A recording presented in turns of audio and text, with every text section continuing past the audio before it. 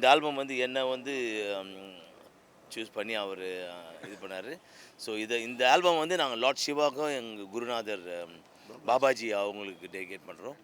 And please enjoy. It's a very good album. And Raghu is not only a dancer, he is a veena player.